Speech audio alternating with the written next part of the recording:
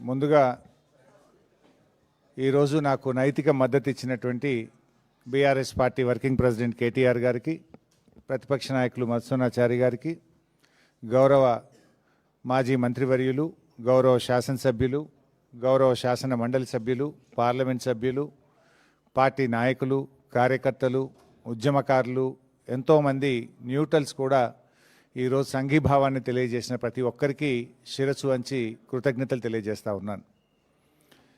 ఇవాళ రేవంత్ రెడ్డి ఇచ్చిన SIT notice అంతా కూడా ఒక ట్రాష్. నిజంగా చెప్పాలంటే ఈరోజు ఉత్త సొల్లు, ఎటువంటి నిరాధారమైనటువంటి ఆరోపణలు, ఆధారం లేనటువంటి మాటలు, అడిగిందే అడుగుడు, సొల్లు పురాణం తప్ప ఏమీ లేదు. ఒక్క ఆధారం కూడా చూపలేదు. ఓ గంట అడుగుడు, గంట అడగంగానే పైకెళ్ళి ఫోన్లు వస్తాయి, బయటకు పోవుడు, గంట మాట్లాడుకొని మళ్ళీ వచ్చుడు, మళ్ళీ ఒక అర్ధగంటను గంట అడగంగానే మళ్ళీ సైగలు వస్తాయి, బయటకు వెళ్ళి ఫోన్ అనగానే మళ్ళీ బయటకు పోవుడు. మరి ఆ ఫోన్లు రేవంత్ రెడ్డి చేస్తుండా, సిపి సజ్జనార్ చేస్తుండా నాకు తెలియదు, కానీ ఫోన్లు వచ్చుడు, బయటకు పోయి మాట్లాడు. బయటకు పోయి ముగ్గురు పోతారు, ఇక ముగ్గురు అధికారులు కలిసి అడుగుతూ ఉండ్రి. ముగ్గురు బయటకు పోవుడు, గంట మాట్లాడుకొని వచ్చుడు, గంట అడుగుడు, అడిగిందే అడుగుడు తప్ప అందులో ఏమీ లేదు. అంటే ఇదంతా కూడా అటెన్షన్ డైవర్షన్. ముఖ్యంగా నిన్న మేము ఈ సైట్ విజిట్ సర్టిఫికెట్ పేరిట జరిగిన కుంభకోణాన్ని బట్టబయలు చేశాం. సైట్ విజిట్ సర్టిఫికెట్లో మొదటి లబ్ధిదారుడు ముఖ్యమంత్రి బావమరిది. రేవంత్ రెడ్డి బావమరిది భాగోతాన్ని పొద్దుగాల బయట పెడితే సాయంత్రానికి నోటీసు పంపిండు నాకు. అంటే ఇదంతా డైవర్షన్ పాలిటిక్స్. మేమేమడిగినాము? సిట్టింగ్ జడ్జితో విచారణ జరపండి అన్నాం. రేవంత్ రెడ్డి నీకు ధైర్యం ఉంటే, నిజాయితీ పరుడు అయితే, నువ్వు తప్పు చేయకపోతే తక్షణమే సుప్రీంకోర్టు, హైకోర్టు సిట్టింగ్ జడ్జితో విచారణకు ఆదేశించు. ఈ బొగ్గు కుంభకోణాల్లో జరిగిన అవినీతిని మొత్తం బట్టబయలు చేద్దాం. నువ్వు తప్పు చేయకపోతే, నువ్వు నిజాయితీ పరుడు అయితే మేము అన్ని ఆధారాలు కూడా మీరు వేసిన సిట్టింగ్ జడ్జి గారికి అందించడానికి సిద్ధంగా ఉన్నాం. నువ్వు చీటికి మాటికి సిట్లు వేస్తున్నావు కదా, కమిషన్లు వేస్తున్నావు కదా. ఇవాళ మేము అన్ని ఆధారాలతో సూటిగా ఆరోపణ చేస్తున్నాం. నీ బావమరిదే మొదటి లబ్ధిదారుడు, నీ బావమరిదే ఈ రింగుకు మొత్తం కింగ్ పిన్ను, నీ బావమరిదే ఈ సింగరేణిలో 1000 కోట్ల కుంభకోణానికి తెరలేపిండు. నువ్వు అంత నిజాయితీ పరుడు అయితే, తప్పు చేయకపోతే కమాన్ సిట్టింగ్ జడ్జితో విచారణకు ఆదేశించు, మేము రుజువు చేస్తాం. ధైర్యం ఉంటే ఆదేశించు. అంటే మీ భాగోతాలు బయటపడ్డాయి. ఇవాళ ముఖ్యమంత్రి గారు, భట్టి గారు, కోమటిరెడ్డి గారి మధ్య వాటాల పంపకం మొత్తం రోడ్డు మీదకి వచ్చింది, ప్రజల్లో పడ్డది. టెండర్ల మీ పోరాటం, టెండర్లు నాకంటే నాకని మీరు కొట్లాడుకునేదంతా ప్రజలకు అర్థమైంది. దాని నుంచి డైవర్ట్ చేయడానికే ఈ సిట్టు, ఈ లట్టు పొట్టు, ఏదో చిల్లర నోటీసుల కథ పెట్టినావు నువ్వు. సరే, మాకు చట్టం మీద గౌరవం ఉంది, తప్పకుండా గౌరవిస్తాం, ఎన్నిసార్లు పిలిచినా హాజరవుతాం. మాకు ఉద్యమాల్లో నుంచి వచ్చిన కార్యకర్తలం మేము. కేసీఆర్ గారి నాయకత్వంలో రాటుదేలిన బీఆర్ఎస్ బిడ్డలం, తెలంగాణ ఉద్యమ కన్న బిడ్డలం. ఉద్యమాలు, పోరాటాలు మాకు కొత్త కాదు, అక్రమ కేసులు అంతకంటే కొత్త కాదు, అరెస్టులు అనేటివి మాకు కొత్త కాదు. ఆనాడైనా కేసీఆర్ గారి నాయకత్వంలో వందలాది కేసులు పెట్టిన నిజాయితీగా తెలంగాణ ప్రజల పక్షాన కేసీఆర్ గారి నాయకత్వంలో పోరాడినాం. జైళ్ళలో పెట్టిన రెట్టించిన ఉత్సాహంతో తెలంగాణ కోసం పోరాడినాం. ఇలా మేము మీ కాంగ్రెస్ నాయకుల లెక్క సిట్ నోటీసులు రాగానే పారిపోయేటోళ్ళం కాదు.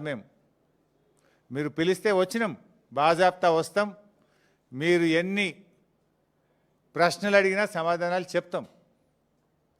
ఈ అక్రమ కేసులు, ఎందుకంటే ఇవన్నీ ఇట్లాంటి అక్రమ కేసులు ఆనాడు సమైక్య రాష్ట్రంలో సమైక్యవాదులు మా మీద అనేక అక్రమ కేసులు పెట్టినారు. ఇన్ఫ్యాక్ట్ మీరిచ్చిన నోటీసులు మాకు దక్కిన గౌరవంగా భావిస్తాం. ఎందుకు ఈ మాట అంటున్నా అంటే, పొద్దుగాల నీ బామ్మర్ది భాగవతం బయట పెడితే సాయంత్రం నోటీస్ ఇచ్చినావు. ఇది రాష్ట్ర ప్రజలందరికీ అర్థమైపోయింది కదా. అంటే నువ్వు నీ భాగవతాన్ని బయటపడకుండా, ప్రజల్లో పడకుండా అటెన్షన్ డైవర్షన్ కోసం నువ్వు నోటీస్ ఇచ్చినావు. ఈ మాత్రం రాష్ట్ర ప్రజలకు అర్థం కాదా? రాష్ట్ర ప్రజలు అన్ని విషయాలు గమనిస్తూ ఉన్నారు. ఇన్ఫ్యాక్ట్ నువ్వు ఒక ప్రైవేట్ కంప్లైంట్లో కోట్ల రూపాయల డబ్బు ఖర్చు పెట్టి సుప్రీంకోర్టు న్యాయవాదులను పెట్టి నన్ను అక్రమ కేసులో ఇరికించాలని ప్రయత్నం చేసినావు. హైకోర్టు కొట్టేసింది. నువ్వు సుప్రీంకోర్టుకు కూడా పోయినావు. సుప్రీంకోర్టు కూడా కొట్టేసింది. న్యాయం గెలిచింది, ధర్మం నిలిచింది. అయినా నువ్వు మళ్ళా ఇంకో కేసులు ఇరికిద్దాము అని మళ్ళొక సిట్టు పెట్టినావు. ఇప్పటికీ నువ్వు 6 గ్యారంటీలు ఎగబెట్టినావు. నువ్వు యనుమల రేవంత్ రెడ్డి కాదు, ఎగవేతల రేవంత్ రెడ్డి అంటే మానకొండూరు పోలీస్ స్టేషన్లో కేసు పెట్టినావు. రైతు రుణమాఫీ చెయ్యలేదు, దేవుని మీద ప్రమాణం చేసి రైతుల్ని దేవుణ్ణి మోసం చేసినావు రేవంత్ రెడ్డి అంటే యాదగిరిగుట్టల కేసు పెట్టినావు. వరద బాధితుల్ని పరామర్శించడానికి పోతే ఖమ్మంలో రాళ్ల దాడి చేపించి ఖమ్మంలో కేసు పెట్టినావు. ఎవరో ట్వీట్ చేసిందని చెప్పి నా మీద హైదరాబాద్లో పోలీస్ స్టేషన్లో కేసు పెట్టించినావు. ఘోష్ కమిషన్ వేసి కమిషన్ పేరిట డైవర్షన్ రాజకీయాలు చేస్తే అసెంబ్లీ సాక్షిగా ఆ కమిషన్లో ఉన్న విషయాలను కుండబద్దలు కొట్టినట్టు 6 మంది మంత్రులు మీరు మాట్లాడినా, ఎంత డైవర్షన్ చేసినా ఆ కమిషన్ అంతా డొల్లా అని ఆధారాలతో సహా అసెంబ్లీ సాక్షిగా వివరించాం. నిన్న నీ బామ్మర్ది బొగ్గు కుంభకోణం బయట పెట్టంగానే సాయంత్రం మళ్ళొక సిట్ నోటీస్ పంపినావు. ఇది రాష్ట్ర ప్రజలు గమనిస్తున్నారు. రేవంత్ రెడ్డి పోలీసులను వెనక పెట్టుకొని పిరికి పందలాగా నాకు సిట్ నోటీసులు ఇచ్చుడు కాదు. ధైర్యం ఉంటే రాజకీయంగా ఎదుర్కో. కమాన్ మాట్లాడదాం, ఏడ కొట్లాడదామో కొట్లాడదాం. నీకు ధైర్యం ఉంటే 6 గ్యారెంటీల మీద మాట్లాడదాం, రైతు రుణమాఫీ మీద మాట్లాడదాం, బొగ్గు కుంభకోణం మీద మాట్లాడదాం, ఇండస్ట్రీస్ కుంభకోణం మీద మాట్లాడదాం, భూముల కుంభకోణం మీద మాట్లాడదాం, పవర్ కుంభకోణం మీద మాట్లాడదాం, ఏ కుంభకోణం మీద మాట్లాడదాం. నీ ప్రభుత్వం కుంభకోణాలకు నిలయంగా మారింది. నీ ప్రభుత్వం ఇవాళ మొత్తం ఎక్కడికక్కడ దోచుకొని తింటా ఉన్నారు. ప్రజలకు ఇచ్చిన గ్యారంటీలు గాలికి వదిలేసిండ్రు. అందిన కాడికి దండుపాలెం ముఠాలాగా దోచుకుంటా ఉన్నారు మీరు. మీ దోపిడికి మేము అడ్డు వస్తున్నామని, నీ దోపిడిని కేటీఆర్ గారు, మా బీఆర్ఎస్ నాయకులు ఎక్కడికక్కడ ప్రశ్నిస్తున్నారని నువ్వు చిల్లర రాజకీయాలకు పాల్పడతా ఉన్నావు. నువ్వు ఎన్ని కుట్రలు పన్నినా, నువ్వు ఎన్ని కేసులు పెట్టినా, నువ్వు ఎన్ని నోటీసులు ఇచ్చినా బీఆర్ఎస్ గొంతులు సింహంలాగా గర్జిస్తూనే ఉంటాయి. నిన్ను అడుగడుగునా తెలంగాణ ప్రజల పక్షాన ప్రశ్నిస్తూనే ఉంటాయి. ఎక్కడ కూడా వెనకడుగు వేసే ప్రశ్నే లేదు. నువ్వు రేపు ప్రజాకోర్టులో సమాధానాలు చెప్పాలి. రేపు ప్రజలు నిన్ను తప్పకుండా, ఇప్పటికే నీ మంత్రులను, నీ ఎమ్మెల్యేలను ఎక్కడ పోతే అక్కడ నిలదీస్తున్నారు ప్రజలు. పోలీసులను అడ్డం పెట్టుకొని పారిపోతున్నారు నీ మంత్రులు, నీ ఎమ్మెల్యేలను ప్రజలు నిలదీస్తూ ఉన్నారు. రోడ్డు కడ్డం, కారు కడ్డం నిలబడి పట్టుకొని అడుగుతూ ఉంటే పోలీసులను పెట్టుకొని పారిపోతూ ఉన్నారు. రేపు ప్రజలు తిరగబడే రోజులు కూడా దగ్గరలో ఉన్నాయి. నువ్వు సిట్టు, లట్టు, పొట్టు ఎన్నన్నా వేసుకో, ఏమన్నా చేసుకో. మాకు న్యాయస్థానాల మీద గౌరవం ఉంది. నువ్వు ఎక్కడికి పిలిచినా వస్తా, ఎన్నిసార్లు పిలిచినా వస్తా. నిజాయితీగా సమాధానాలు చెప్తాం. మేము భయపడం. చట్టం మీద మాకు గౌరవం ఉంది. నీ చిల్లర రాజకీయాల మీదనే మాకు అసహ్యం ఉంది. వెగటు పుడతా ఉంది ప్రజలకు. నీ భాష, నీ మాటలు వింటా ఉంటే రోత పుడతా ఉంది ఇలా రాష్ట్ర ప్రజలకు.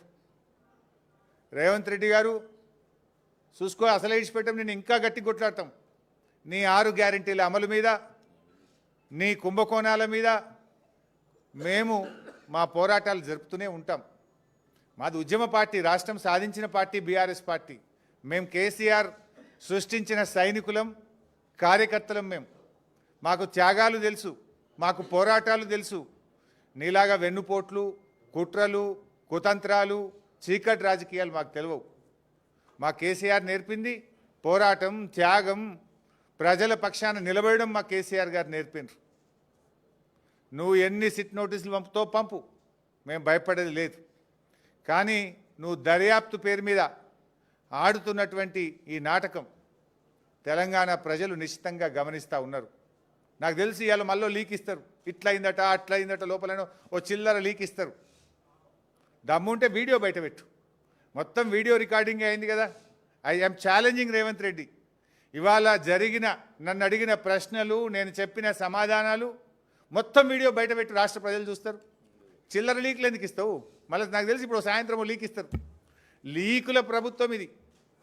లీకుల ప్రభుత్వం, స్కామ్ల ప్రభుత్వం. లీకుల మీదనే ప్రభుత్వాన్ని నడుపుతున్నాడు రేవంత్ రెడ్డి. ఎంతకాలం నడుపుతావు లీకులను? ఈ లీకులు, ఈ చిల్లర రాజకీయాలు, ఈ బురద రాజకీయాలు నడవయి. ప్రజలకు డెలివరీ కావాలి, ప్రజలకు ఇచ్చిన మాట నిలబెట్టుకోవాలి. అరే నాట్లు పడుతున్నాయి, ఇదివరకు రైతు బంధు ఇయ్యలే, రైతు బంధు ఎప్పుడు ఇస్తావో చెప్పు. నాట్లకు కేసీఆర్ పైసలు ఇస్తే నువ్వు ఓట్లకు పైసలు ఇస్తున్నావు. ఓ పంటకు ఇస్తున్నావు, ఓ పంటకు ఎగబెడుతున్నావు. ఓ పంటకు బోనస్ ఎగ్గొట్టినావు, 2 పంటలకు రైతు బంధు ఎగ్గొట్టినావు, సగం మందికి రుణమాఫీ ఎగ్గొట్టినావు, పంటల బీమా ఉత్తదే చేసినావు. అంతా 2 లక్షల ఉద్యోగాలు ఉత్తదే అయిపోయింది. మహాలక్ష్మి 2500 పత్తా లేదు. 4000 పింఛను ఇవాళ ముసలోళ్ళు కళ్ళల్లో వత్తులు వేసుకొని అవ్వాతాతలు ఎదురు చూస్తున్నారు. వాటి గురించి మాట్లాడు. ఈ నోటీసులు మమ్మల్ని భయపెట్టలేవు సరికదా, మీ పతనాన్ని మరింత వేగవంతం చేస్తాయి. గుర్తుపెట్టుకో రేవంత్ రెడ్డి. ఇలాంటి నోటీసులతో మేము భయపడం. నీ రాజకీయ పతనం మరింత పేక మేడల్లాగా కూలిపోయే రోజులు దగ్గరలో ఉన్నాయి. నీ పతనానికి నువ్వే నాంది పలుకుతున్నావు. నీ పతనానికి నువ్వే అడుగులు వేస్తూ ఉన్నావు. ఈ నోటీసులు నీ పతనాన్ని వేగవంతం చేస్తాయి. చూసుకుందాం. బట్ మేము ఫైనల్గా మళ్ళీ డిమాండ్ చేస్తున్నాం. నీకు నిజాయితీ ఉంటే, తప్పు చేయకపోతే సైట్ విజిట్ సర్టిఫికెట్ల పేరిట సింగరేణిలో జరిగిన కుంభకోణాల మీద సిట్టింగ్ జడ్జితో విచారణ జరపాలని మళ్ళీ డిమాండ్ చేస్తున్నాం. నువ్వు విచారణ ఒప్పుకోలేదంటే, నువ్వు విచారణకు ముందుకు రాలేదంటే నీ బావమరిది కుంభకోణం చేసింది నిజం, కుంభకోణం జరిగింది నిజం. అందుకే నువ్వు భయపడి విచారణ జరుపుతలేవని మేము భావించాల్సి ఉంటుంది. నిజాయితీ ఉంటే, ధైర్యం ఉంటే వెంటనే సిట్టింగ్ జడ్జితో విచారణ జరుపు. లేదంటే మా అంటే 2 ఏళ్ళే కదా, బీఆర్ఎస్ ప్రభుత్వం వచ్చేది ఖాయం, విచారణ జరిపేది ఖాయం, మీ అవినీతిని కక్కిచ్చేది ఖాయం, కటకటాల వెనుక మిమ్మల్ని పెట్టేది ఖాయం. Thank you.